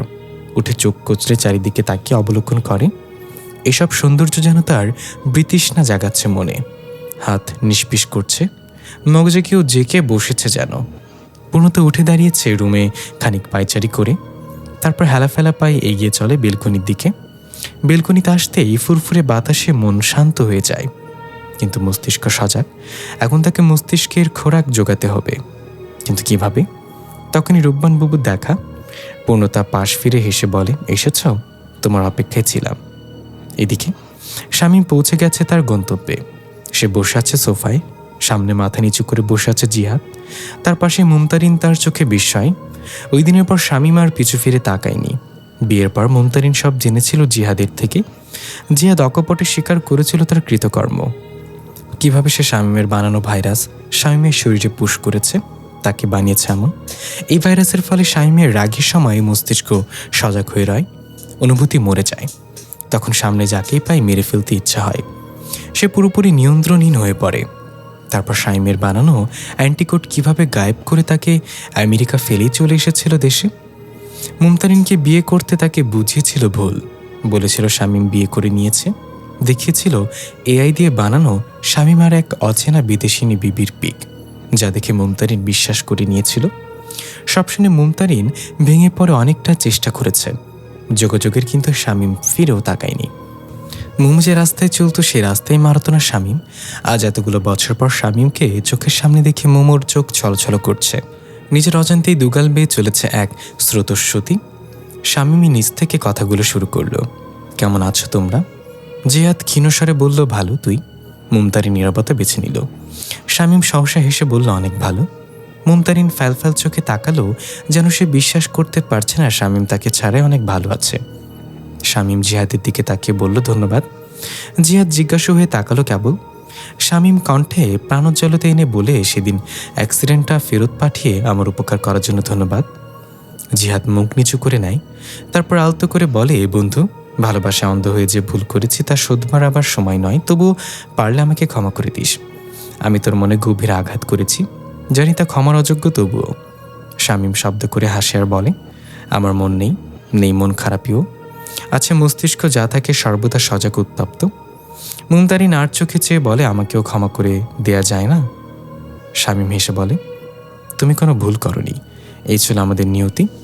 তুমি লেখা ছিলে জিহাদের কপালে, যা খণ্ডানোর মতো শক্তি এই অধমের হয়ে ওঠেনি। মুমতারিন আহত হয়ে বলে, সত্যি আমাকে ছাড়া ভালো আছো? শামীম রহস্য করে বলে, হ্যাঁ আছি তো, অনেক ভালো। সব এত সহজে ভুলে গেলে তুমি? আমাদের কত শত স্মৃতি, কত ভালোবাসা। শামীম মুখ শক্ত করে বলে, মগজের কিট ধীরে ধীরে খেতে থাকে স্মৃতি। মুমতারিন তাচ্ছিল সুরে বলে, ব্যথার মিছিলে পড়ে পচে মগজের গোপন পোকা। শামীম পূর্ণ দৃষ্টি দিয়ে তাকায়। পরক্ষণে চোখে পূর্ণতার অবুঝ মুখশ্রী ভেসে উঠতেই চোখ সরিয়ে নেয়। সে মনে মনে বলে, সত্যি এত সহজে ভুলে গেলাম? অতীতকে আঁকড়ে বেঁচেছিলাম, সেই অতীতে আজ আমায় ভুলে দিলেই পুচকি। শামীমের এমন মৌনতায় জিহাদ গলা হাঁকারি দেয়। চিন্তা থেকে বেরিয়ে শামীম বলে, বন্ধু, তোর সাহায্য লাগবে? জিহাদ আবেগী হয়ে ওঠে এত বছর পর প্রাণের বন্ধুর মুখ থেকে বন্ধু সম্বোধনে। সে নরম গলায় বলে, বন্ধু, তোর জন্য জান হাজির, বল কি করতে হবে। শামীম ভরসা পায়। তারপর বিস্তারিত বলতে থাকে, তোর অ্যান্টিকট পেয়ে আমি এখন পুরোপুরি সুস্থ। বিগত বছরগুলোতে যত মার্ডার করেছি সবগুলো পরিবারের ভরণ পোষণের দায়িত্ব আমি নিয়েছি। সাথে নিয়মিত থানায় গিয়ে হাজিরা দিই। তুই তো জানিস আমাকে বন্দি করবে এমন কারাগার এখনো তৈরি হয়নি বলেই হাসি দেয়। ভেজালবিহীন সেই হাসি নতুনভাবে মুগ্ধ হয় মুমতারিনকে। হয়তো নতুনভাবে আমার প্রেমে পড়ে শামীমের। শামীম তার বলা কন্টিনিউ করে। সে সুবাদে আমি গিয়েছিলাম একটা গ্রামে, সেখানকার এক পরিবারের সাথে দেখা করতে। সেদিন রাতে বাসে করে ফেরার পথে একটা মেয়ের সাথে দেখা। ভীত সন্ত্রস্ত নিরীহ মেয়েটি একটা পুটলা হাতে দাঁড়িয়েছিল। আমার কেন যেন ভীষণ মায়া হলো। আমি আগ বাড়িয়ে কথা বললাম, কিন্তু সে প্রত্যুত্তর করেনি। তারপর সেখান থেকে সরে যাই। হয়তো মেয়েটি কারোর অপেক্ষায় ছিল, সে আসেনি। দেখে মনে হয়েছে বাড়ি থেকে পালিয়েছে, কিন্তু শেষ বাস ছেড়ে গেলেও সে যায় না। এদিকে আমিও শেষ বাস মিস করি। তাকে যেন ফেলে যেতে ইচ্ছে হচ্ছিল না। তারপরে এমন কিছু আমার চোখের সামনে ঘটে, আমি বিস্মিত হই। জিহাদ জিজ্ঞাসু হয়ে বলে, কি? আমি দেখি কয়েকটি ছেলে তাকে উত্ত্যক্ত করছে। আমি এগিয়ে যাওয়ার আগেই উত্ত্যক্ত করার এক পর্যায়ে মেয়েটি দেখলাম কেমন ভয়ঙ্কর হয়ে উঠল। পুটলি থেকে একটা দাও বের করে এলোপাতারি কাটা শুরু করলো ছেলেগুলোকে। এক ধ্বংসযজ্ঞ শেষে মেয়েটি কেমন মিইয়ে গেল। তারপর আস্তে করে কারোর সাথে কথা বলার মতো অঙ্গিভঙ্গি করতে লাগলো। দূর থেকে আমি কিছুই শুনিনি এবং তার সামনে কাউকেই দেখিনি। আমার অভিজ্ঞতা থেকে আমি বুঝছি মেয়েটি সাইকোপ্যাথ। এরপর আমি তাকে অনুসরণ করি। ট্রেনে করে যখন ঢাকার পথে রওনা দিচ্ছিলাম, আমার সাথে সে ছিল। আমার পাশে যখন বসতে দেই, বুঝি সে ক্ষুধার্ত, তার জন্য খাবার আনতে আমি উঠে যাই। পরে খাবার পাঠিয়ে আমি অন্য বগিতে থেকে যাই। এর মধ্যে সে উঠে গিয়ে ট্রেনের ইঞ্জিনে আগুন ধরিয়ে দেয় বলেই কিছুটা থামল শামীম। জিহাদ আর মুমতারিন জিজ্ঞাসু দৃষ্টিতে তাকিয়ে মুমতারিন বলে, তারপর আর কি? যা তোমরা নিউজে দেখেছো তাই হয়েছে। ট্রেনের বগিতে আগুন ছড়িয়ে যায় আর মারাত্মক দুর্ঘটনা হয়। সে যাত্রায় আমি তাকে নিয়ে পানিতে ঝাঁপ দিই। তাকে নিয়ে অন্য পথে ঢাকা আসে, কিন্তু সে আবারও আমার চোখ ফাঁকি দিয়ে পালিয়ে যায়। কিন্তু আমি তখন একটা জিনিস খেয়াল করেছি। জিহাদ বলে, কি? সে আনমনে কারোর সাথে কথা বলে, আর সে অদৃশ্য সত্তার নাম রূপবান। সে তাকে বুবু সম্বোধন করে, হয়তো তার বোন হয়। আমি ঠিক জানি না। আর ওর সাথে কথোপকথন শেষে সে কেমন যেন হয়ে যায়। তারপর সে আর নিজের মধ্যে থাকে না, হয়ে ওঠে সাইকোপ্যাথ কিলার। জিহাদ বলে, এখন সে কোথায়? বলছে, আগে শেষ করে নেই। ওকে হারিয়ে আমি পাগল হয়ে যাই। জানো, বুকের ভিতরে খচখচ করছিল। মাকে এই বিষয়ে জানাইনি। তোরা তো জানিস মা অনেক কিছু অনুমান করতে পারে। বলা যায় সে আগাম বুঝে ফেলে তোকে অনেক কিছু। মা আমার মনের অবস্থা বুঝে যায় এবং বলে, চিন্তা করিস না, সেই মেয়ে নিজে থেকেই তোর কাছে আসবে। ঠিক মার কথা ফুলে যায়। আমি হন্যি হয়ে তাকে খুঁজছিলাম। একদিন হঠাৎ তাকে দেখতে পাই, আর সেখান থেকে জোর করে তাকে উঠিয়ে নিজের কাছে নিয়ে আসি। তারপর তাকে বিয়ে করি। কেন করেছে জানি না, তবে তার জায়গায় নিজেকে দাঁড় করিয়ে তার পরিস্থিতি অনুভব করেছি। মনে হয়েছে এই পুচকে মেয়েটার সাহায্য প্রয়োজন। যেমন করে তুই অ্যান্টিকোডটা ফিরিয়ে দিয়ে আমায় সাহায্য করেছিলি, নয়তো আমিও রাগে যেভাবে যাকে পেরেছি খুন করেছি। হয়ে উঠেছিলাম কিলার, তবে নিজ ইচ্ছায় নয়। তাকে বিয়ে করে আমার বাসায় নিয়ে এসেছি। মাকে বলেছে ওকে এমন কিছু বলবে যাতে ও ভয়ে রাতে আমার কক্ষ থেকে বের না হয়। ভয়ে ভয়ে রাখা আপাতত। আমিও ট্রিটমেন্ট করাবো, আগে কাউন্সেলিং প্রয়োজন। মা তাকে ভয় দেখিয়েছেন। তারপর আজ রাতে আমি দরজায় প্রহার করেছি, সে ভয়ে দরজা খুলেনি। তার মানে কাজ হয়েছে। সে ভয় পেয়েছে, আপাতত নিশ্চিত সে বেরোবে না। মুমতারিন শামীমের বিয়ের কথা শুনে কেমন বুকে চিনচিন ব্যথা শুরু অনুভব করল। জিহাদ গম্ভীর মুখে বসে আছে। শামীম বলল, আমাকে সাহায্য করবি? আমার বউয়ের কাউন্সেলিং প্রয়োজন। জিহাদ মুখ উঠিয়ে বলল, সে তো আমি করবই, কিন্তু আমি ভাবছি অন্য কথা। শামীম জিজ্ঞাসু হয়ে বলল, বলে কি? এই রূপবান বাবুকে, এই অদৃশ্য সত্তা যদি সবসময় ভাবির সাথে থাকে, তাহলে এখনও থাকবে। আর বাসা আনতে একা নিশ্চয়ই। শামীমের চোখ বড় বড় হয়ে গেল। এত বড় ভুল সে কিভাবে করতে পারে? এদিকে আমরা দেখতে পাই পূর্ণতার মুখে রহস্যময় হাসি। সে বলে, আচ্ছা রূপবান বাবু, তবে তাই হবে। পূর্ণতার দুয়ার খুলে বেরিয়ে পড়ে। 3টি কক্ষ পরেই শাওরি মায়ের কক্ষ। দুয়ার হালকা ভিড়ানো। দুয়ার ঠেলে ভেতরে প্রবেশ করে সে। ওই তো কাঁথামুড়ি দিয়ে ঘুমিয়ে আছেন পরমা সুন্দরী। কি নিষ্পাপ, কি শান্তির ঘুম। আহা শাওরি মা, আপনার এই শান্তির ঘুম আমার খুব পছন্দ হয়েছে। এবার চিরনিদ্রায় সময় হয়েছে মা। পূর্ণতা দাও হাতে এগিয়ে চলেছে ঘুমন্ত পরমা সুন্দরীর দিকে। অন্যদিকে মুমতারিনকে বাসায় রেখে জিহাদ আর শামীম গাড়ি করে ছুটে আসছে প্রাসাদ সম বাড়ির উদ্দেশ্যে। পূর্ণতা ধীর পায়ে এগিয়ে যায় পরমা সুন্দরীর দিকে, মাথা বরাবর দাঁড়িয়ে মুখে ফুটিয়ে তোলে রহস্যময় হাসি, তারপর দাউচু করে কোপাতে থাকে বেহুশে। এদিকে শামীম আর জিহাদ দ্রুত গতিতে গাড়ি চালিয়ে ছুটে আসছে। পূর্ণতা কোপাতে কোপাতে হাঁপিয়ে গেছে, অন্ধকারের চোখে কিছুই দেখছে না তেমন স্পষ্ট, কিন্তু আশ্চর্যজনকভাবে কোপানোর পরও চিৎকার না শুনতে পেরে তার সন্দেহ হলো। পাশের টেবিলে ল্যাম্প হাতে জ্বালিয়ে বিছানায় তাকায়, কাঁথা সরাতেই বেরিয়ে আসে একটা কলা গাছ, যা সে এতক্ষণ কুপিয়েছে জখম করে। পূর্ণতার মাথায় রাগ চড়ে যায়। দুয়ারে তাকাতেই দেখতে পায় পরমা সুন্দরী দাঁড়িয়ে তার পিছনে ঘরের বাকি চাকর বাকর। সে দৌড়ে দাও হাতে তেড়ে যায়, কিন্তু তৎক্ষণাৎ পরমা সুন্দরী দরজা আটকে দেন। পূর্ণতা ভেতরে থেকে চিৎকার করতে থাকে, দাও দিয়ে দরজায় কোপাতে থাকে। পরমা সুন্দরী সবাইকে বলেন, এখানে কেউ এক পাও নড়বে না।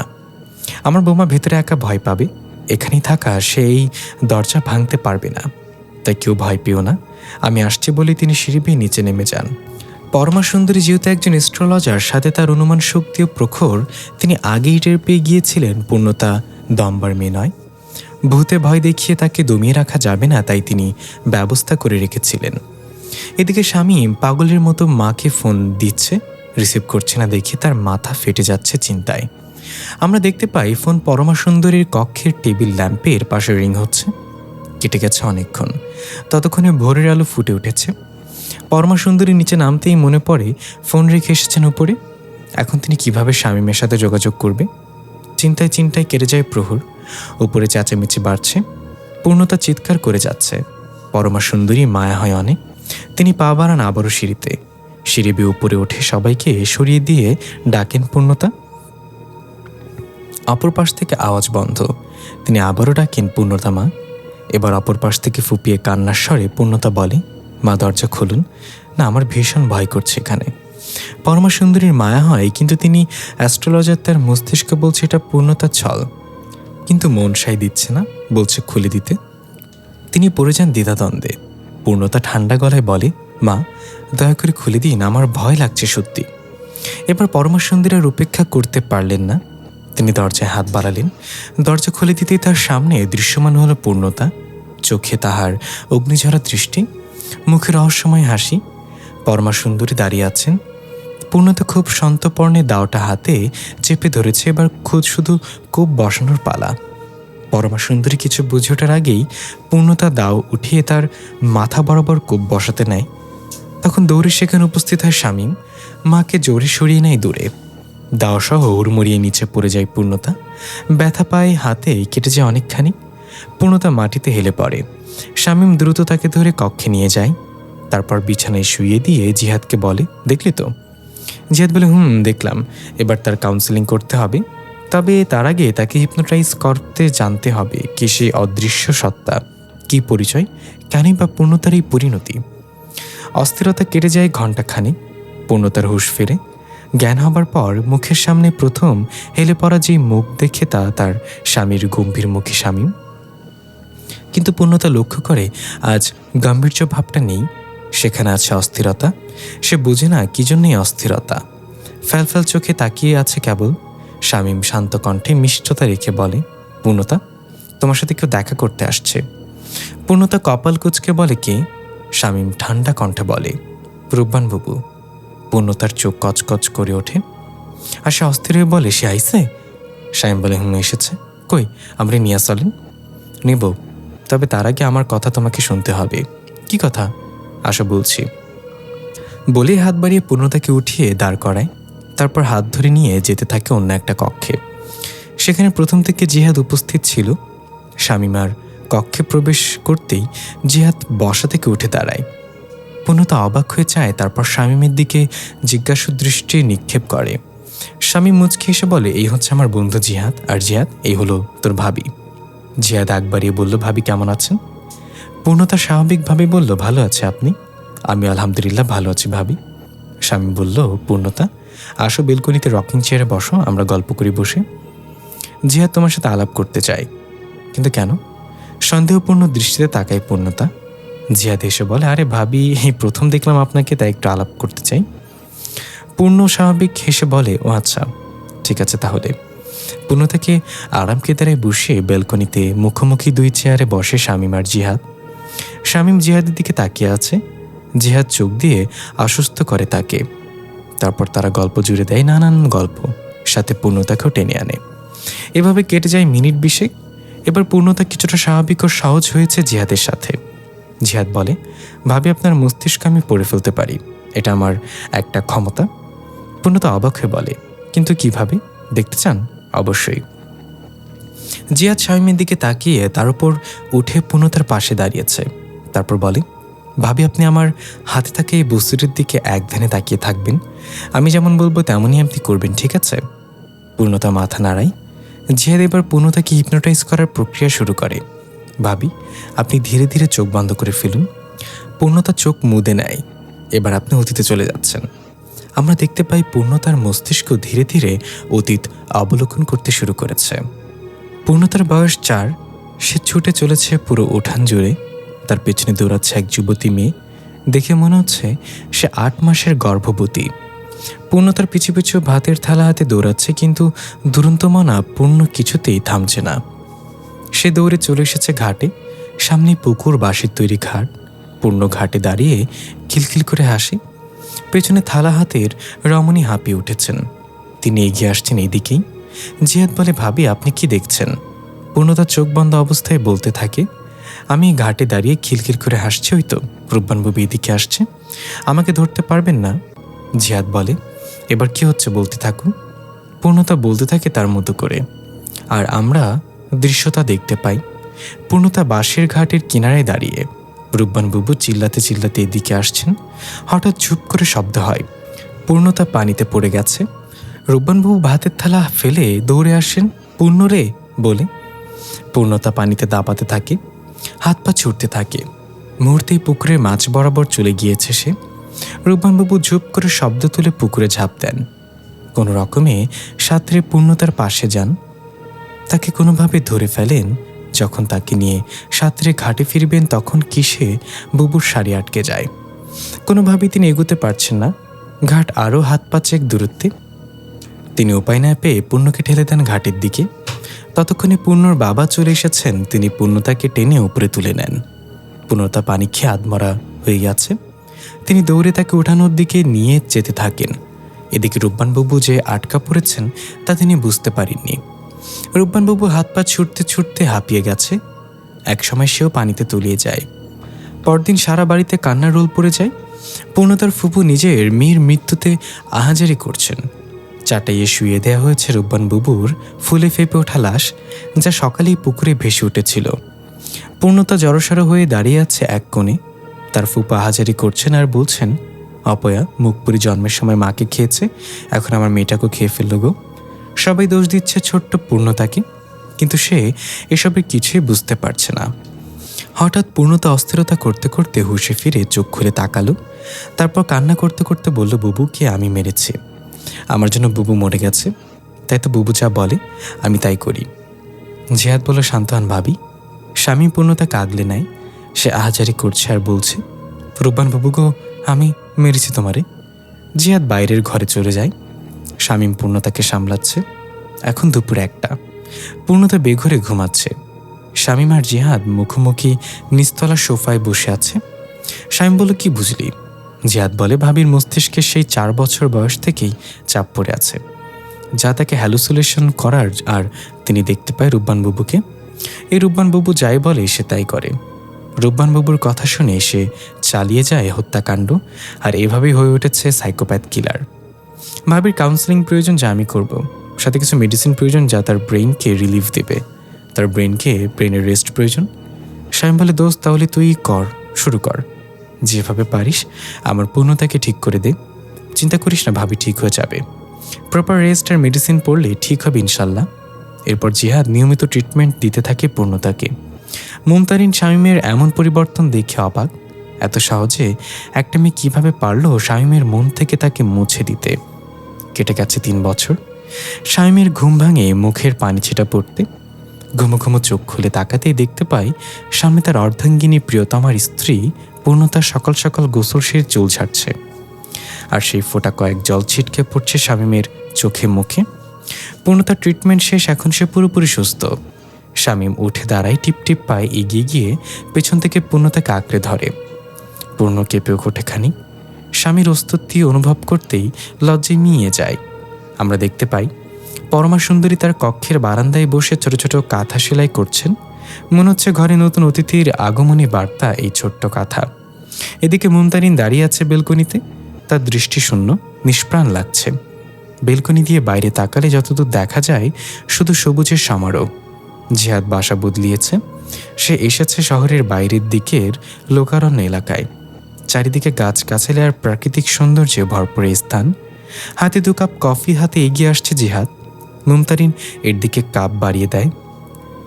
মুম আনমনে কাপ হাতে নিয়ে চুমুক দেয়। জিহাদও গিয়ে রেলিং ধরে তার পাশে দাঁড়ায়। দুজনের মধ্যে নীরবতা বিরাজমান। মুমু নীরবতা ভেঙে বলে, আমাদের জীবনের সুখের পেছনে ছুটতে ছুটতে আমরা ইচ্ছাকৃত মুহূর্ত নষ্ট করি। আমরা চাইলেই বর্তমানকে সুখময় করতে পারি, কিন্তু আমরা তা করি না। আমরা এটা মেনে নিতে পারি না যে আমরা সুখে আছি। আমাদের সবসময় মনে হয় আমরা সুখী। আসলে সুখ কোথায় বলো তো জিহাদ? জিহাদ মৌনতা ভেঙে বলল, সুখ আমাদের মনে, মনের অন্তরালে লুকায়িত এক স্পন্দন যা সর্বক্ষণ আমাদের মধ্যেই বিদ্যমান। কিন্তু আমরা এটা বুঝি বা বুঝতে চাই না যে সুখের আশায় যতই সামনে অগ্রসর হইব, দেখবা ফেলে আসা দিনগুলো ছিল সুখের দস্তরখানা।